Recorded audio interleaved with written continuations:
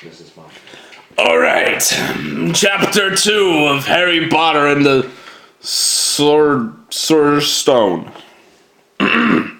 Fuck, what did I... The cat didn't move. It just gave him a stern look. Was this normal cat behavior? Mr. Dursley wondered. Trying to pull himself together, he let himself into the house. He was still determined not to mention anything to his wife, because she'd bitch and moan. Mrs. Dursley had a nice... I almost said Weasley. That's bad. Mrs. Dursley had a nice, normal day. She told him over dinner all about Mrs. Next Door's problems with her daughter and how Dudley had learned a new word, fuck. Mr. Dursley tried to act normally. When Dudley had been put to bed, he went into the living room in time to catch the last report of the evening news. And finally, bird watchers everywhere have reported that the nation's owls have been behaving very unusually today. Although owls usually hunt at night, they are hardly ever seen in daylight. There have been hundreds of sightings of these birds flying in every direction since sunrise. Experts are unable to explain why the owls have suddenly changed their sleeping pattern. The newscaster allowed himself a grin. Most mysterious, and now over to Jim Guffin with the weather. Going to any more showers of owls tonight, Jim? Well, Ted, fuck you, said the weatherman. I don't know about that, but it's not only the owls that have been acting oddly today. Viewers as far as Kent, Yorkshire, and Dundee have been phoning in to tell me that instead of rain I promised yesterday, the fuckers, they've had a downpour of shooting stars. Perhaps people have been celebrating bonfire night early. It's not until next week, folks, but I can promise a wet night tonight.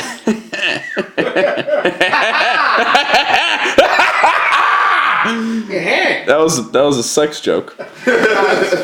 Mr. Dursley sat frozen in his armchair. Shooting stars all over Britain, owls flying by daylight, mysterious people in cloaks all over the place, and a whisper about the Potters.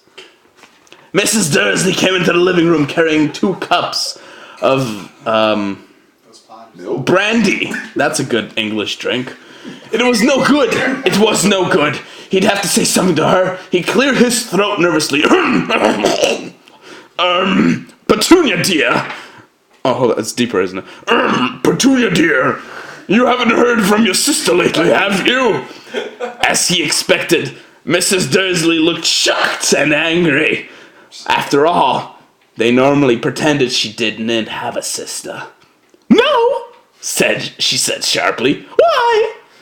Funny stuff on the news, Mr. Dursley mumbled. Funny stuff on the news, Mr. Dudley mumbled. Owls shooting stars, and there was a lot of funny-looking people in town today. So, snapped Mrs. Dursley. Well, I just thought maybe we could just you can just go down and touch bodies. It was something to do with, her crowd. Mrs. Dursley sipped her tea through pursed lips. What's that, pursed? Pursed, like this. Like kissy lips? Yeah, sort of like really tight lips. For the young kids today, duck lips. Oh. Yeah. Mrs. Dursley sipped her tea through duck lips. Mr. Dursley wondered whether he dared to tell her he heard the name Potter because he's a bitch. He decided that he didn't care. Instead, he said as casually as he could, "Their son! He'd be about Dudley's age now, wouldn't he?" I suppose so, said Mrs. Dursley stiffly. What's his name again? Howard, isn't it? Harry! Hey. That's the common name if you ask me! Oh yes, said Mr. Dursley, his heart sinking horribly like the Titanic. Yes, I quite agree. Too soon, dude. Too soon. He did. 100-year-old tragedy. Too soon. He didn't say another word on the subject as they went upstairs to bed. While Mrs. Dursley was in the bathroom cleaning up, Mr. Dursley crept to the bedroom window and peered down into the front garden.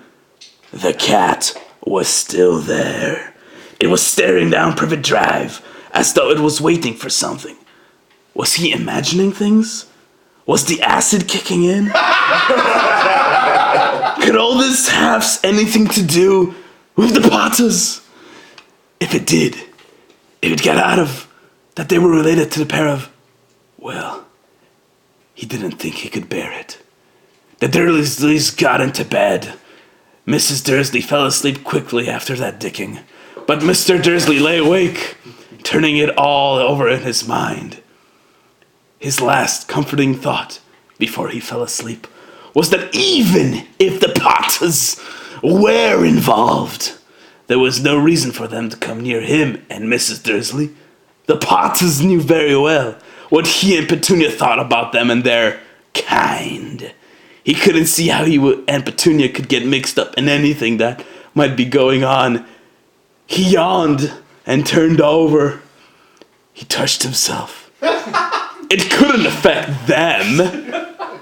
How very wrong he was. Mr. Dursley might have been drifting into an uneasy sleep, but the cat on the wall outside was showing no sign of sleepiness. It was sitting still as a statue, its eyes fixed unblinkingly on the far corner of Privet Drive. It didn't do so much as quiver when a car door slammed on the next street, nor when two owls swooped over it. If I was a fucking cat and owls started swooping from overhead, I'd be pretty shook. I'd be shook. I'd run, you know. That's your cat. You could teleport. You good. But hold on, there's a secret to the cat. It's not a cat though. Maybe he's a cat though. A man appeared on the corner the cat has been watching. Appeared so suddenly and so silently. You'd have thought he just popped out of the ground like a Diglett. The cat's tail twitched and its eyes narrowed. Nothing like this man has ever been seen on Privet Drive. He was tall, thin. Does that mean everybody was fat? Literally everybody in this world is fat. Everybody's fat, but this guy. And very old. So fat. Judging by the silver of his hair and beard, which were both long enough to tuck into his fucking belt. He was wearing long robes of purple cloak that swept to the ground, and high-heeled buckled boots. His blue eyes were light, bright, and sparkling behind half-moon spectacles, and his nose was very long and crooked like Usopp's, as though it had been broken at least twice. This man's name was Albus Dumbledore. Dumbledore! Oh, you're right. I'm sorry, you're right. Albus Dumbledore didn't seem to realize that he had just arrived in the street where everything from his name to his boots were unwelcome. Well, I would have taken his fucking boots. He was busy rummaging in his cloak, looking for some sweets, but he didn't seem to realize he was being watched, because he looked up suddenly at the cat, which was still staring at him from the other end of the street. For some reason, the sight of the cat seemed to amuse him. He chuckled and murmured, oh shit, I didn't think about, I should have known. Is that a good Dumbledore voice? No, shit, Dumbledore. What's Dumbledore fucking sound like? I shouldn't have known. He either sounds like that or he's very wisdomly. The Pokemon Stadium announcer. I should have known. There we go. He found what he was looking for in his inside pocket. It seemed to be a silver cigarette lighter. It flicked open, held it up in the air, and clicked it. The nearest street lamp went out with a little pop. He clicked it again. The next lamp flickered into darkness. 12 times he clicked the put-outer.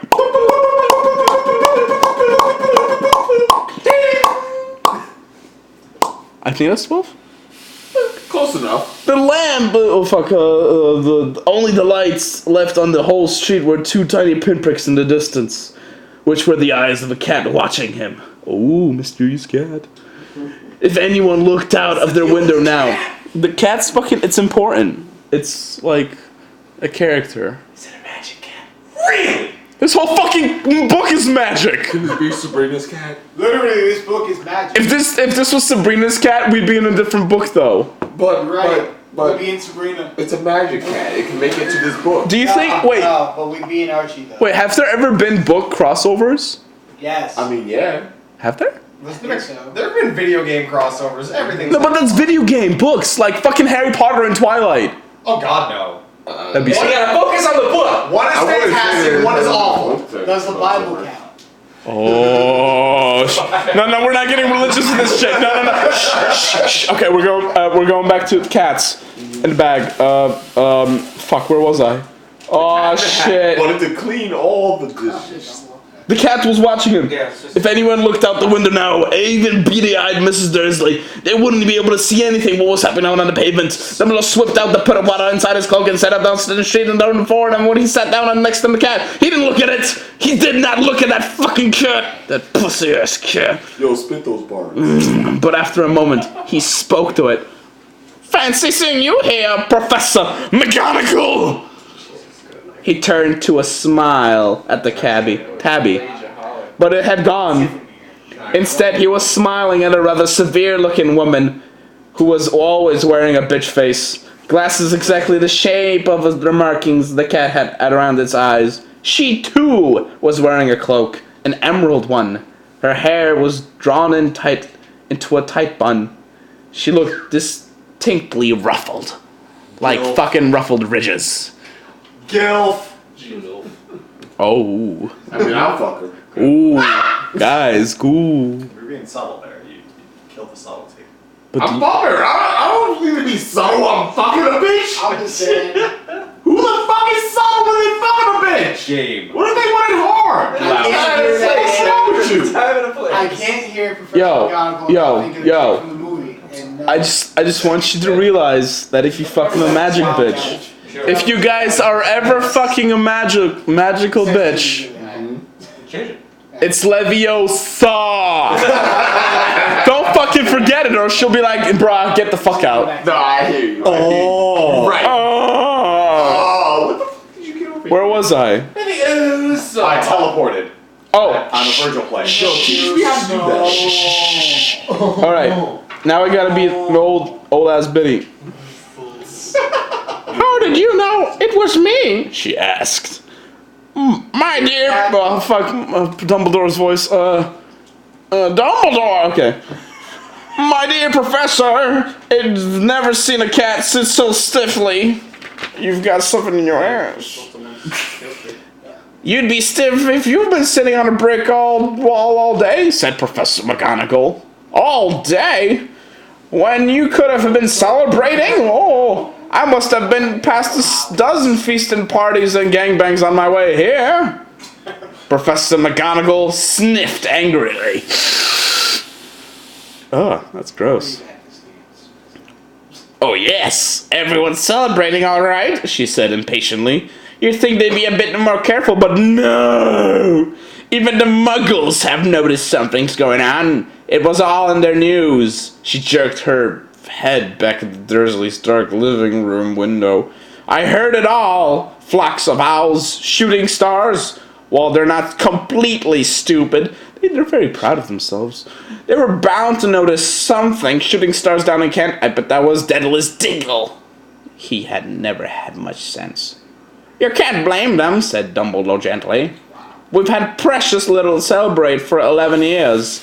Because fucking... Shh. You must not be named. That was the thing.